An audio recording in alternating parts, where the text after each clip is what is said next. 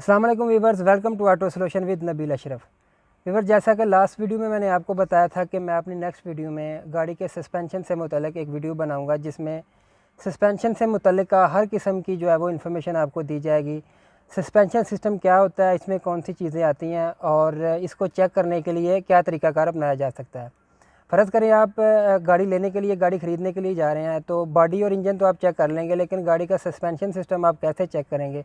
अगर suspension system में कोई प्रॉब्लम होगी तो आपको गाड़ी ड्राइविंग में काफ़ी ज़्यादा मुश्किलात उठाना पड़ेंगी। तो सस्पेंशन सिस्टम चेक करने के कुछ 2-3 सादे से तरीके हैं, मैं आपको बता देता हूँ और इसकी डिटेल में भी जाके मैं आपको बताऊँगा कि सस्पेंशन सिस्टम नीचे से क्या होता है, इसमें कौन सी चीज़ें इंपॉर्टेंट होती है और इनका कैसे पता चलेगा। तो व्यूअर्स, चलते हैं वीडियो की तरफ और आज अपनी गाड़ी से मुतल्लिक कुछ नया सीखते हैं।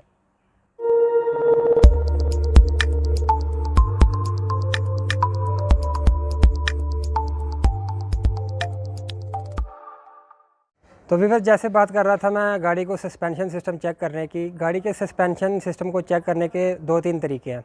एक तरीका तो ये है कि आप गाड़ी ड्राइव करके और रफ़ रोड पे गाड़ी ड्राइव करके चेक कर सकते हैं। अगर रफ़ रोड पे गाड़ी ड्राइव करने से आपको नीचे से मुख्तलिफ़ किस्म की साउंड या आवाज़ें आएँ तो आप समझ लें गाड़ी के जो सस्पेंशन सिस्टम है इसको मेंटेनेंस की ज़रूरत है। दूसरा तरीका है कि आप गाड़ी को जग पर उठा के चेक कर लें, नीचे से देख लें, नज़र मार लें कि इसके जो बॉल जॉइंट, टाई रॉड और लोअर आर्म के बुश वगैरह वो अपनी जगह पे ठीक हैं या इनमें कोई मरम्मत या मेंटेनेंस की ज़रूरत है। अगर आप गाड़ी ख़रीदने के लिए जा रहे हैं या कोई और काम है, आप गाड़ी ड्राइव भी नहीं कर सकते, गाड़ी उठा के भी नहीं देख सकते, तो तीसरा तरीका मैनुअली ये है कि आप गाड़ी को खड़ा करके बंद करके तो गाड़ी का सस्पेंशन चेक कर सकते हैं। इसका तरीका मैं आपको बताता हूँ कि आप गाड़ी का सस्पेंशन कैसे चेक कर सकते हैं। गाड़ी का सस्पेंशन चेक करने के लिए इसके जो फ्रंट के जो शॉक ऑब्जर्वर हैं वो बहुत इम्पोर्टेंस रखते हैं, गाड़ी को अहमियत के हामिल है, आगे और पीछे वाले जो शॉक ऑब्जर्वर हैं। गाड़ी के शॉक को चेक करने का तरीका मैं आपको बताता हूँ। ये देखें, ये गाड़ी के शॉक जो इस जगह पे होते हैं, आप गाड़ी को फेंडर के ऊपर हाथ रख के अपनी पावर के साथ इसको प्रेस करें। ऐसे आप गाड़ी को प्रेस करें। अगर गाड़ी सिर्फ एक जंप ले, यानी गाड़ी नीचे आए और उसके बाद गाड़ी जो है वो अपनी जगह पे ऊपर आ जाए, सिर्फ एक ही शॉक ले, तो आप समझ लें कि गाड़ी का जो शॉक ऑब्जर्वर है वो बिल्कुल ठीक है। अगर शॉक प्रेस करने से ये 2-3 जंप ले या एक से ज़्यादा या जंप ले, मतलब नीचे जाए ऊपर आए फिर नीचे जाके ऊपर आए, तो आप समझ लें कि इसका शॉक जो है वो ख़त्म हो चुका है।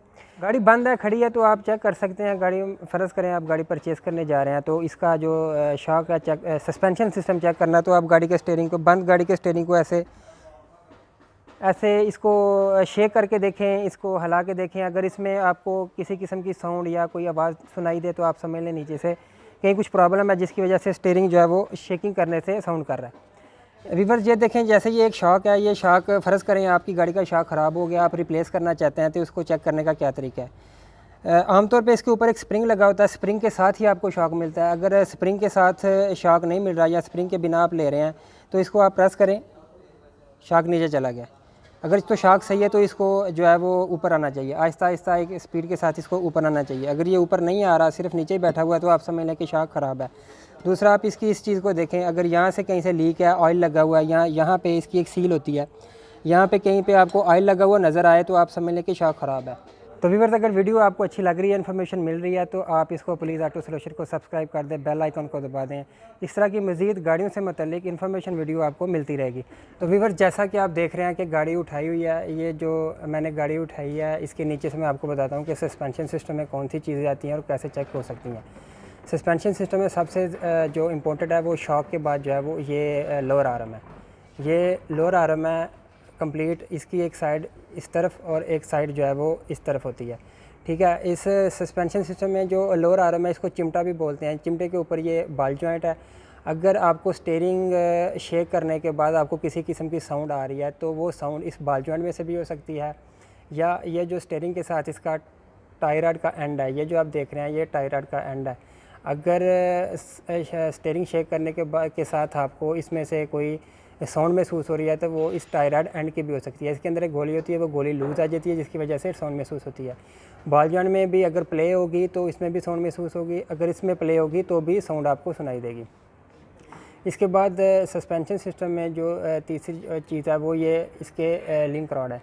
ये जो आप देख रहे हैं ये लिंक रॉड ओपन किया हुआ है, इसके अंदर भी एक छोटी सी गोली होती है। इसको बैलेंसिंग लिंक भी कहते हैं, लिंक रॉड भी कहते हैं, स्टेबलाइज़र लिंक भी कहते हैं, ठीक है। इसके अंदर एक छोटी सी गोली होती है, अगर इसमें भी प्ले हो जाए तो ये गाड़ी को कटिंग में बैलेंस मुहैया करता है। ये जो रॉड है गाड़ी को जो कटिंग में बैलेंस देता है, अगर इसमें प्ले होगी तो गाड़ी को कटिंग में प्रॉब्लम हो सकती है, अगर ये नहीं होगा तो गाड़ी एक तरफ गिर सकती है। ये जो लोअर आर्म मैंने आपको दिखाया, लोअर आर्म के अंदर ये इसके बुश होते हैं। अगर ये बुश क्रैक होंगे तो गाड़ी ब्रेक लगाने से एक साइड को ऐसे खींचना शुरू कर देगी। ब्रेक लगाने से या रेस देने से एक गाड़ी एक साइड को खींचेगी, अगर ये लोअर आर्म के जो या चिमटे के बुश टूटे हुए होंगे तो।